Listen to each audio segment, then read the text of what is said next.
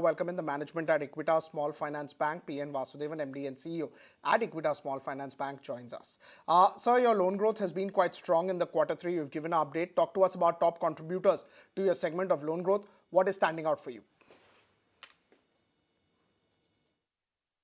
Yeah, see, there are two areas where it's really been doing strongly. One is our small business loan, which is our flagship program. Nearly 40% of our loan book is in small business loan. These are businesses which are very small businesses run, by people, and they take a loan typically in the range of 3-4 lakhs to 7-8 lakhs, 10 lakhs. That's the kind of loan size that they take and secured by their house property and for running their small businesses. So that's our flagship program, and that is one thing which has been growing at a very, very strong pace. The second thing is that we have recently introduced a merchant overdraft facility, merchant OD as we call it. For the small businesses, we have introduced a OD product, and that's again been something which has really taken off very strongly. And the affordable housing finance segment that we started pre-corona, but then it went into a lull during the corona period. That's again picked up momentum, and that's also growing very strongly. Today, our affordable housing portfolio is nearly about 9% of our total book, which used to be 4 to 5%, about a year back. So that's again a segment which is doing strongly. Besides this, our traditional businesses, which is commercial vehicle, that continues to be contributing 25% to the total book, and microfinance, which continues to contribute about 18% to the total book. They've all shown the regular levels of growth. So it's kind of, I would say it's evenly spread. The growth is evenly spread across all our product range with specific extra contribution from our small business and the affordable housing. Right. Mr. Vasudevan, with higher growth also comes high risk, right? So how is it that you're looking at credit costs and risk on especially these new loans? So, see, if you look at our product mix and the segment that we deal with on the loan side, there's really been no change. Before Corona and after Corona, there's really been no change. We are continuing to pursue the same segment of borrowers, which is principally the borrowers from the informal economy, the new to credit, so to say, new to credit segment. That's what has been our focus pre-Corona and post-Corona also. So to that extent, we don't expect our risk profile of the portfolio to change pre-corona and post-corona. We don't really expect that to change.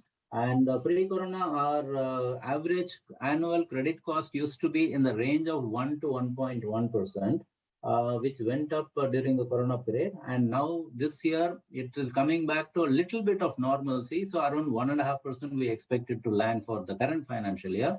But going forward into the next financial year and thereafter, we should aim to get our credit cost back to that 1.1 to 1.2% levels.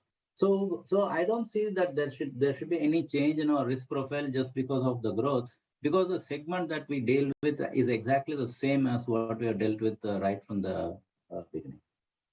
So Vasudevan, while the rest of the industry is facing the issue of the deposit growth lagging the advancing growth, yours is pretty neck to neck because the gross advances on a quarterly basis has gone up by 9% and the deposit growth too is matching with the 8% growth, at least on a sequential basis. Could you talk to us about what is your expectation, how deposit growth is likely to pan out? Are you expecting maybe the pace to be faster from here on?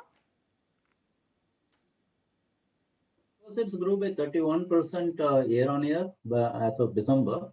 And within that, our CASA has grown by about 19% year on year. And the remaining is basically contributed by term deposits. Our CASA percentage continues to be fairly robust. It's around 46 and odd percent.